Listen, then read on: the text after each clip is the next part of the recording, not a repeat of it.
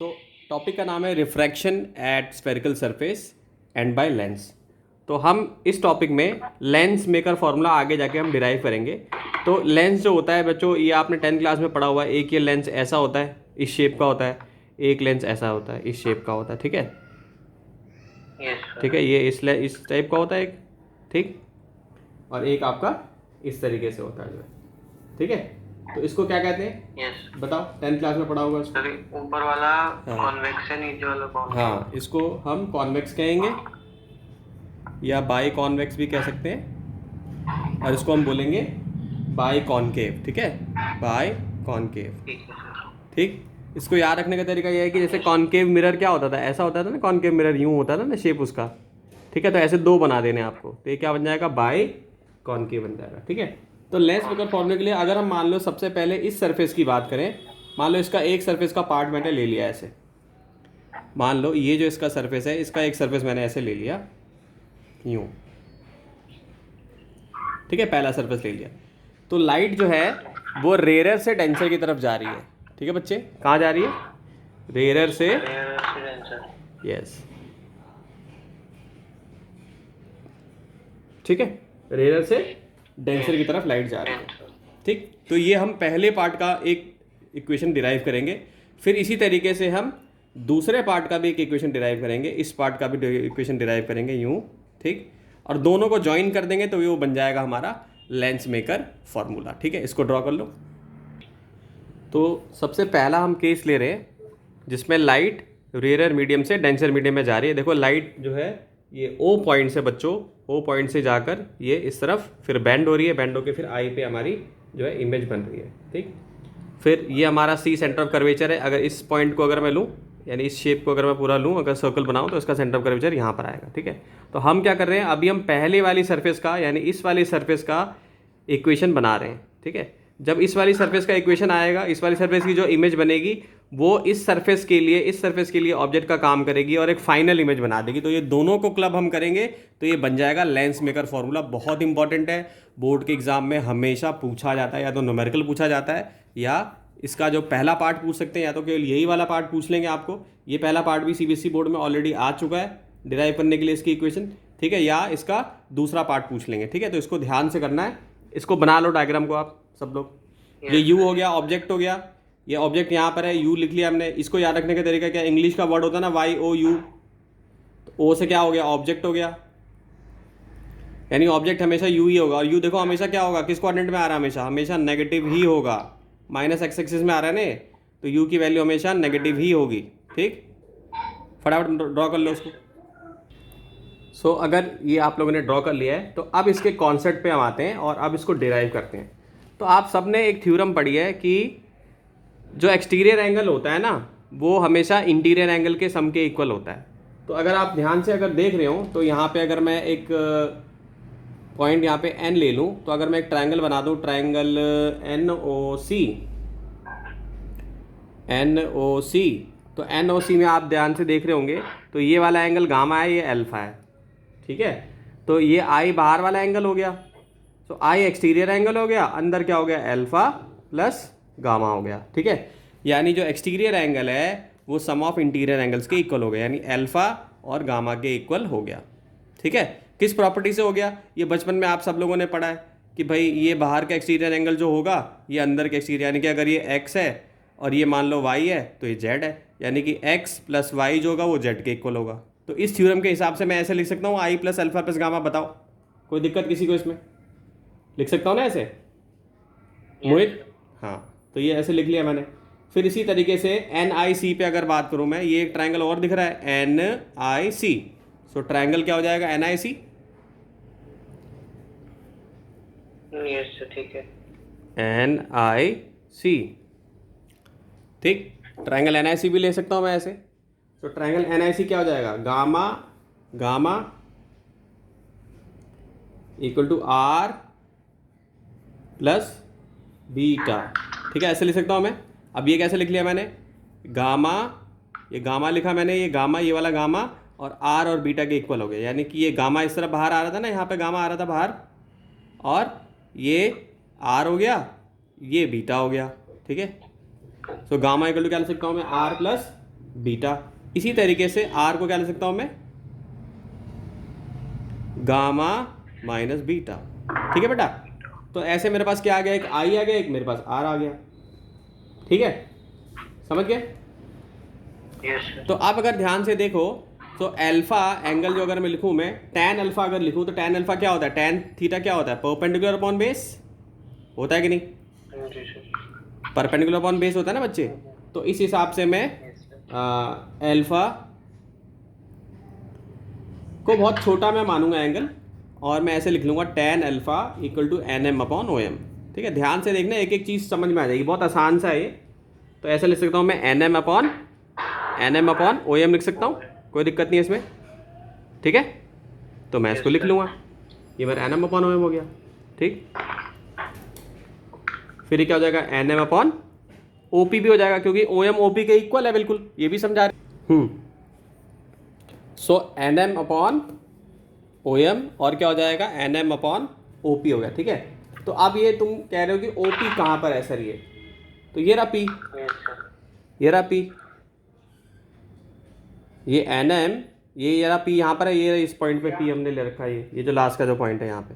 ठीक है, ये पी है हमारा। ठीक, सो ओ पी जो है वो हमने ओ एम के इक्वल लिया है, मतलब जो ये ओ पी है यहाँ पर है, मान लो ओ एम थोड़ा सा ज़्यादा, कोई बात नहीं, हमने उसको इक्वल ले लिया है। ठीक है, एजम्पशन हमने लिया है तो हमने इसको इक्वल ले लिया है।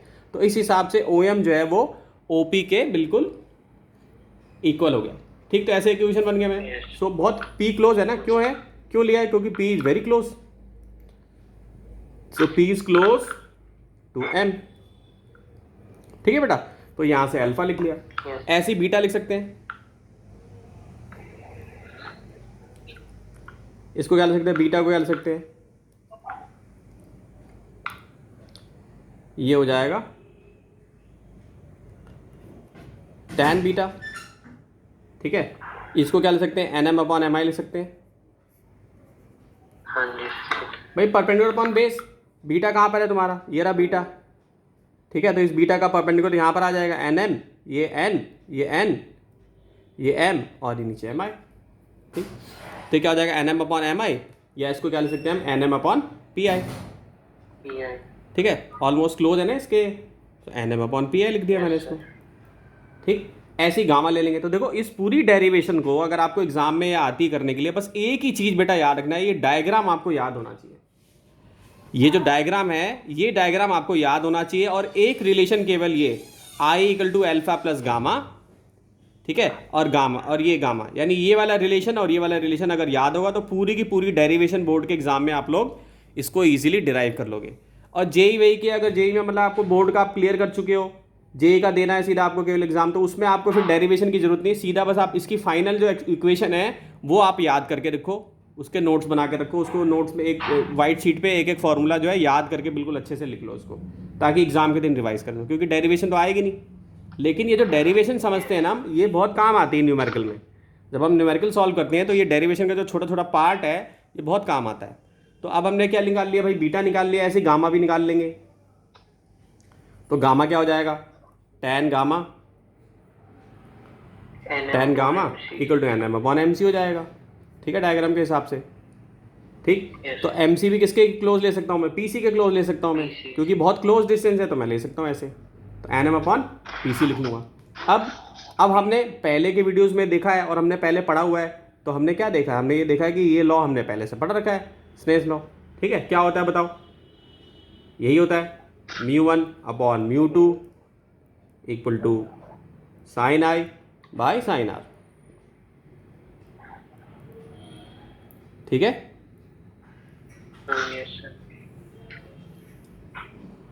μ1 upon μ2 equal to sine i by sine r, ये लिख सकता हूँ ऐसे में। अब देखो अपने पास आई की वैल्यू भी आ चुकी है, ये आई की वैल्यू आ चुकी है, और आर की वैल्यू भी आ चुकी है हमारे पास, बस इसको सब्स्टिट्यूट करना है।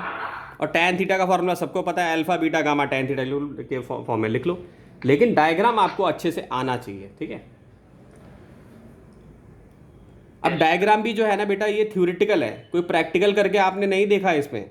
जैसे प्रैक्टिकल करके भी अगर आदमी सीखे तो बहुत ज़्यादा अच्छे से समझ में आएगा। ये बस आपको बस समझना है कि यहाँ से लाइट आ रही है, और थोड़ा सा इसमें ज्योमेट्री का रूल भी यूज़ होता है। ठीक है, लेकिन एक्चुअली में ये असली समझ में तब आता है जब आप उसको प्रैक्टिकली करके देखोगे, अच्छा यहाँ इमेज बन रही है। ज़्यादातर इस रे ऑप्टिक्स में लोग रट्टा ही लगाते हैं। कोई ऐसा जेई एडवांस का न्यूमेरिकल आ जाए या बहुत टफ न्यूमेरिकल हो जाए तो जिसने पहले कर रखा है एक बार सवाल को, समझा हुआ है कि भाई यही एजम्पशन है, वही कर पाएगा, क्योंकि प्रैक्टिकल चीज़ है ना सारी ये, समझ रहे हो।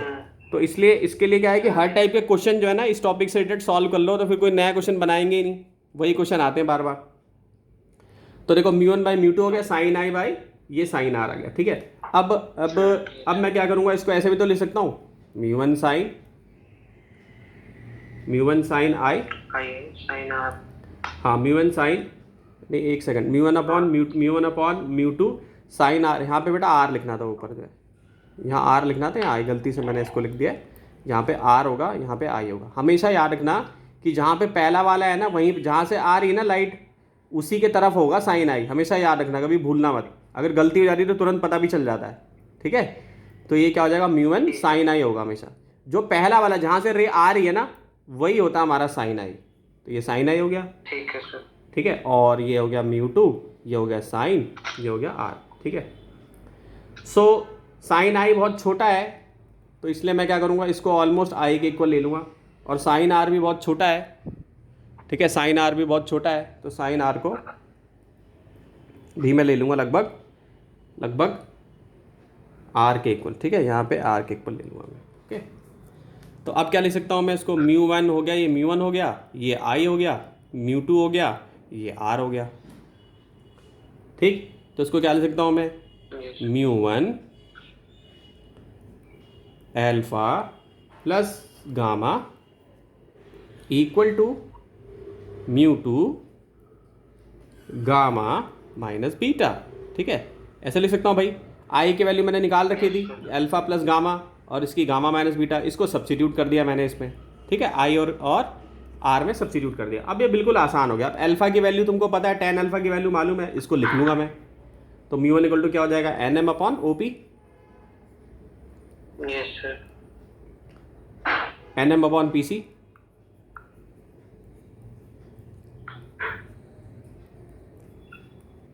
और NM upon PC minus NM upon PI,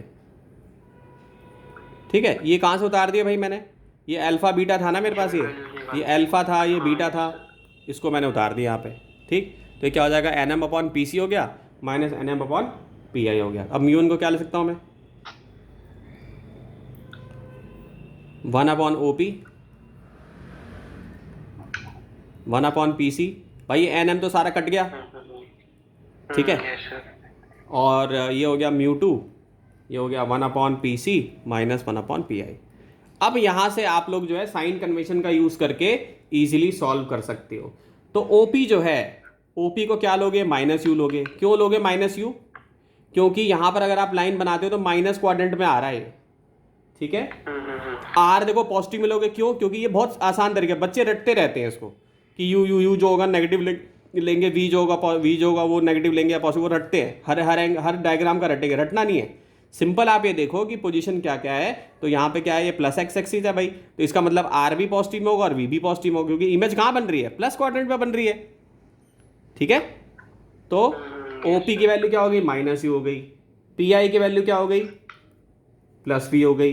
PC की वैल्यू क्या हो गई, प्लस आर हो गई। अब फटाफट इसमें वैल्यू डालो और इक्वेशन बना के दिखाओ फटाफट। सब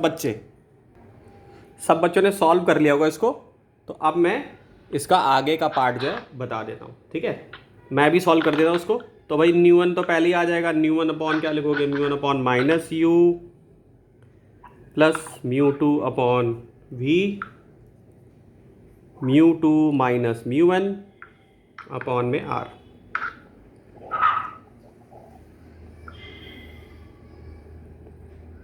ठीक, तो क्या हो जाएगा, μ2 upon v, μ1 upon u equal to μ2 minus μ1 upon R. ठीक है, मैंने कुछ नहीं किया, बस इसको इंटरचेंज कर दिया। तो ये हमारी पहली इक्वेशन आ गई। ये कि बहुत ही इंपॉर्टेंट इक्वेशन है, क्योंकि इसके बेसिस पे भी सीधे सीधे जो न्यूमेरिकल हैं वो आ जाते हैं। ठीक है, सीधे सीधे जो न्यूमेरिकल हैं वो पूछे जाते हैं। ठीक, so μ2 upon v minus μ1 upon u equal to μ2 minus μ1 upon R. तो अब इसके ऊपर एक बहुत बढ़िया सा एक न्यूमेरिकल कराता हूँ जो कि एनसीईआरटी में ही है। ठीक, एनसीईआरटी में n1 n2 लिया है un और u2 को। ठीक है, बस उससे कंफ्यूज नहीं होना है, लेकिन इक्वेशन अपनी हमारी सेम ही आएगी। ठीक है, ये तरीका मेरे को थोड़ा आसान लगता है, स्ट्रेट फॉरवर्ड लगता है, तो उसको ईजिली हम कर लेते हैं। तो अब आते हैं इसी टॉपिक से रिलेटेड एग्जाम्पल नंबर 9.6। बिल्कुल आसान सा क्वेश्चन है। ठीक है, सो एग्जाम्पल 9.6 एनसीईआरटी पेज 325। ठीक है, तो डायग्राम हमारा ये बनेगा, देखो light from a point source, ये पॉइंट सोर्स हो गया। देखो यहाँ पे भी अब लाइट पॉइंट सोर्स ही थी, पॉइंट सोर्स ही था ना यहाँ से लाइट का जो है। ठीक है, इन एयर यानी कि ये तुम्हें दे रखा है। ठीक है, ऐसे कुछ थोड़ा सा डायग्राम ऐसा हल्का सा एक बना लोगे रफ पे, तो यहाँ से लाइट आ रही है, ये पॉइंट सोर्स हो गया। ठीक है, ये पॉइंट सोर्स हो गया। ठीक है, इसके बाद तुम्हें एयर में है, एयर में है तो एयर का रिफ्रैक्टिव इंडेक्स अगर नहीं भी दिया हुआ तो 1 ही मानना है कि एयर का रिफ्रैक्टिव इंडेक्स क्या होता है, 1 होता है। ठीक है, n1 मान लो या μ1 बोलो, बात एक ही है, या μ1 की वैल्यू 1 हो गई। एनसीईआरटी में n1 दिया यानी कि μ1 ही है वो। μ2 की वैल्यू तुमको दे रखी है, कितनी है μ2 की वैल्यू, बोला है 1.5, ग्लास लिखा है, तो इसका मतलब समझ जाना है कि ग्लास का रिफ्रैक्टिव इंडेक्स ये दिया हुआ है। फिर क्या दे रखा है भाई, रेडियस ऑफ कर्वेचर दे रखा है 20 सेंटीमीटर। ठीक है, फोकल लेंथ की कोई जरूरत नहीं है, और ऑब्वियसली क्या लोगे रेडियस ऑफ कर्वेचर को प्लस ले लोगे। ठीक है, तो सब कुछ दिया हुआ है, फॉर्मूला तुम्हारे पास है, ये फॉर्मूला है μ2 upon v minus μ1 upon u equal to μ2 minus μ1 upon R. ठीक है, अब फटाफट इसमें वैल्यूज लगाओ और सॉल्व करो सब लोग। तो बच्चों अब इसका आंसर आप लोगों को मिल गया होगा, आप लोगों ने सॉल्व कर लिया होगा, मैं यही मानता हूँ कि सबने सॉल्व कर लिया होगा। तो μ2 की वैल्यू 1.5, फिर भी मैं सॉल्व कर देता हूँ, जिसको नहीं आया वो दोबारा देख ले। 1.5 हो गया, ये हो गया तुम्हारा v, ये हो गया माइनस, ये हो गया यहाँ पे वैल्यू जो हो जाएगी 1 हो जाएगी। ठीक है, और म्यू कितना है आपका यहाँ पे दे रखा है, म्यू कितना दिया हुआ था, 100 सेंटीमीटर दिया था u, तो ये हो जाएगा। और ऊपर क्या लिख देंगे, μ2 माइनस 1 कितना हो जाएगा, 1.5 माइनस 1 कितना होगा,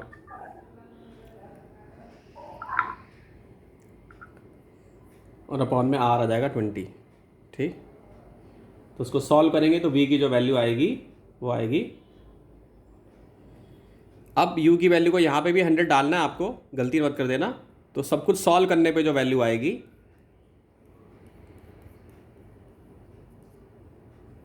ये 0.5 आ जाएगा अपॉन 20 आ जाएगा। ठीक है, तो v की वैल्यू कितनी आ जाएगी, प्लस 100 सेंटीमीटर।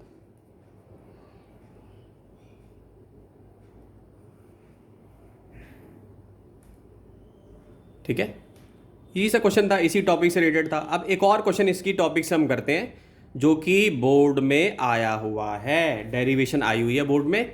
ठीक है, तो इस बच्चों इसको पढ़ो क्वेश्चन को, और फिर देखो इसमें क्या आंसर हो सकता है। अभी अभी मैंने कराया है, देखो यहाँ पे दिख रहा है ना n2 n1, देखो यहाँ पे क्या है, ये रहा μ2 μ1, यही डेरिवेशन करी है ना हमने, तो पूरी की पूरी डेरिवेशन इसमें छापनी है। ठीक है, ये 2012 कंपार्टमेंट में आया हुआ है, सेम क्वेश्चन बिल्कुल। तो बच्चों ये जो क्वेश्चन है ये भी सीबीएसई बोर्ड में आया हुआ है,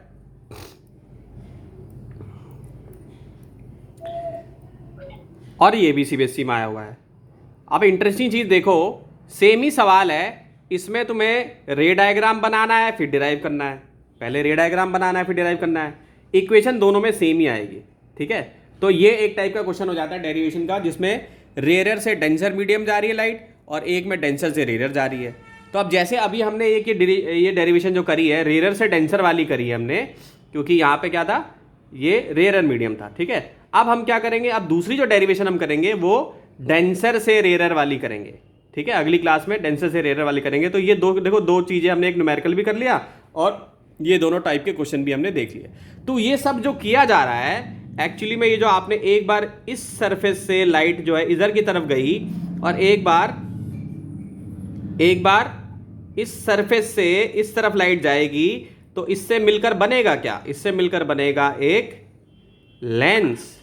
ठीक है, तो यानी ये सब जो हम कर रहे हैं, ये सारा जो हम कर रहे हैं, ये हम कर रहे हैं लेंस मेकर फॉर्मूला को डिराइव करने के लिए। लेंस मेकर फॉर्मूला जो है ये हम डिराइव करेंगे इससे, ठीक है। तो ये पहला वाला पार्ट आज हमने कर लिया, दूसरा वाला पार्ट फिर हम करेंगे इसको, ठीक है। और ये जब दोनों हो जाएंगे तो इन दोनों को क्लब कर लेंगे ऐसे, दोनों इक्वेशन को, तो हमारा क्या डिराइव हो जाएगा, लेंस मेकर फॉर्मूला डिराइव हो जाएगा, ठीक है। तो बच्चों अब जो ये जो न्यूमेरिकल है ये 10th क्लास का न्यूमेरिकल है, 10th क्लास पे बेस्ड है ये न्यूमेरिकल, ये क्योंकि 10th क्लास में ही आप सब लोगों ने ये फॉर्मूला पढ़ लिया है, 1/v - 1/u = 1/f, ठीक है। मिरर और इसमें क्या डिफरेंस होता है, बस इसमें माइनस आ जाता है। तो बिल्कुल इसी कॉन्सेप्ट पे ये क्वेश्चन है, ठीक है। तो क्या कह रहा है, पहले क्वेश्चन समझा देता हूँ। अ बीम ऑफ लाइट, यानी ये हमारा एक लेंस है, ठीक है। Beam of light converges at point P, यानी कन्वर्ज हो रही, कन्वर्ज का मतलब होता है लाइट ऐसे हो जाएगी, पेंसिल का शेप बन जाएगा उसमें, ठीक है, कन्वर्ज हो रही है, ओके। तो लाइट ऐसे आ रही है, ये आई लाइट आने के बाद ये इस पॉइंट पे ये कन्वर्ज हो गई, ठीक है। ये हमने ये पॉइंट ले लिया, ये कन्वर्ज हो गई, ठीक है। ये हमें इंफॉर्मेशन दी। A beam of light converges at point P, ये हमारा पॉइंट पी हो गया। Now a lens is placed in the path of the convergent beam 12 centimetre, मतलब ये लाइट ऐसे कन्वर्ज हो रही थी और इसके बीच में ये लेंस ला के रख दिया हमने, यानी कि ये जो चीज़ थी ना बेटा, ये पहले से ही थी, यानी ये तो चीज़ पहले से ही थी, ये चीज़ पहले से ही थी, ये चीज़ पहले से ही थी, ठीक। लेकिन हमने क्या किया इसमें, फिर ये जो चीज़ कन्वर्ज हो रही थी, जो दो लाइटें, इसमें हमने एक लेंस ला के रख दिया। इसको शेड कर देता हूँ पूरा, एक लेंस ला के हमने इसमें रख दिया, ठीक है। सो अब कहाँ पे कन्वर्ज करेगी ये हमें बताना है, ठीक है। सो कहाँ पे रखा गया, इन the path of the convergent beam 12 centimetre from P, यानी कि इससे 12 सेंटीमीटर पे रखी हुई है, ठीक है बच्चे। कहाँ पे रखी है, 12 सेंटीमीटर पे रखी है। तो यानी कि हमें यू दे रखा है इनडायरेक्टली, हमें यू पता चल गया, इसका मतलब है कितना है, 12 सेंटीमीटर, ठीक, समझ गए। और फोकल लेंथ कितना दे रखा है, 20 सेंटीमीटर। ये जो लेंस है इसका फोकल लेंथ हमें कितना दे रखा है, 20 सेंटीमीटर। अब ये चीज़ हमेशा याद रखना कि बाय डिफ़ॉल्ट हम क्या लेते हैं, इसका जो फोकल लेंथ लेते हैं वो पॉजिटिव ही लेते हैं हमेशा। याद रखने का तरीका बता दूं कि ये वाला जो होता है ना लेंस, इसमें कैसे याद रखोगे कि किसमें पॉजिटिव और नेगेटिव रखें। तो देखो यहाँ पे एन बन रहा है ना, इसमें एन टाइप का बन रहा है, देखो यू एन, ऐसे एन बन रहा है ना, ये याद रखने का तरीका। तो इसका मतलब इसमें फोकल लेंथ हमेशा नेगेटिव ही होती है, ठीक है बेटा। तो ये लेंस हमने रख दिया, जो बहुत ही आसान सवाल है, बस थोड़ा सा लैंग्वेज में घुमाया हुआ है। सो फोकल लेंथ जो है यहाँ पे क्या लेनी है, प्लस लेनी है 20 सेंटीमीटर। क्या निकालना था तुम्हें, वी निकालना था, तो फॉर्मूला वही लगा दोगे, 1/v - 1/u = 1/f, ठीक। 1/v लिख दोगे, u की जगह पे क्या लिखोगे, -12। फोकल लेंथ पॉजिटिव लेनी है 20। फटाफट सॉल्व करो अपनी कॉपी में, फटाफट सब बच्चे, फटाफट। अब बहुत बच्चों का जो आंसर है, जानबूझ के मैंने कंफ्यूज करने के लिए दिया था कि देखो यहाँ पे यू तो 12 सेंटीमीटर यहाँ से यहाँ लिया है मैंने, तो हमने क्या पढ़ा था अभी, हमने तो ये पढ़ा था कि भाई हम 12, तो जब यू इधर होगा तभी तो नेगेटिव लोगे, तो यहाँ पे ये लगेगा नहीं, ठीक है। तो ये क्या हो जाएगा, 1/v, क्योंकि देखो यहाँ पे बीच में लाया गया ना इसको, लेंस को जो है, ये लेंस को बीच में लेके आया गया है, ठीक है। तो यहाँ प्लस लेंगे, तो ये क्या हो जाएगा, 1/12। इस पर ध्यान नहीं दिया बच्चों ने, तो क्या हो जाएगा, 1/v 1/20 + 1/12, ठीक है। तो ये आ जाएगा तुम्हारा, एलसीएम लोगे तो 60 आ जाएगा, और ये आ जाएगा 3, ये आ जाएगा 5, तो 8/60 आ जाएगा। सो v की जो वैल्यू आ जाएगी वो क्या हो जाएगा, 60/8, ये क्या हो जाएगा, 7.5 सेंटीमीटर आ जाएगा। तो इससे क्या पता चलता है, यानी कि जो बीम है वो कन्वर्ज हो रही है on the right side of the lens eight a distance of 7.5 centimetre, ठीक है। इसका मतलब है कि जो बीम है, यानी ये जो लेंस है, इसके राइट साइड में कन्वर्ज हो रही है, कहीं यहीं पर कन्वर्ज हो जा रही है, और 7.5 सेंटीमीटर पे ही कन्वर्ज हो रही है। जो पहले हो रही थी ना इतने पे, 7.5 सेंटीमीटर पे ही कन्वर्ज हो जा रही है, ठीक है। So beam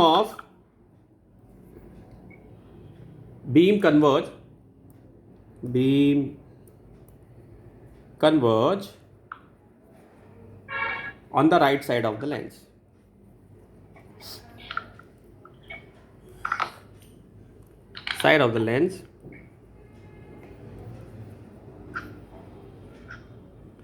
eight a distance of 7.5 centimetre, ठीक है। तो ये गलती मत करना, ठीक है, क्योंकि यहीं पर रखा गया है तो कन्वर्ज होगी, तो यानी कुछ पहले ही यहाँ पे कन्वर्ज हो जाएगी ऐसे, ठीक है। तो दोनों ही इस क्वाड्रेंट में, यानी यू भी इस तरफ क्या है, पॉजिटिव क्वाड्रेंट में ही है, ये ध्यान रखना जो है, ठीक है। सेकंड पार्ट भी क्या है, सेकंड पार्ट भी ऐसा ही है। सेकंड पार्ट में भी कुछ नहीं करना है आपको, जो आपका जो लेंस है उसको बदल देना है, ये बदल देना है लेंस, ठीक है। और ये लेंस कहाँ पे रखा हुआ है, 12 सेंटीमीटर पे रखा हुआ है पी पॉइंट पे। सब कुछ पहले की तरह ही होगा, 1/v minus 1/u equal to 1/f लगाओगे। फोकल लेंथ बता चुका हूँ इसकी क्या लेनी है, नेगेटिव लेनी है, ठीक है, जो भी फोकल लेंथ दी हुई है, ठीक है। तो इसको सब लोग सॉल्व कर लोगे, कोई मुश्किल क्वेश्चन नहीं है, सॉल्व करके आंसर ले आओगे, ठीक है। तो ये टॉपिक से रिलेटेड था तो मैंने इसको करा दिया जो है, ठीक है। ठीक है, ठीक है बच्चों। तो इसको आप अब क्या करोगे, जैसे ये जो चीज़ पढ़ी है उसको रिवाइज करो एक बार, बिना देखे एक बार खुद से सोचो क्या क्या चीज़ें पढ़ी है और उसको अच्छे से रिवाइज करने की कोशिश करो, ठीक है।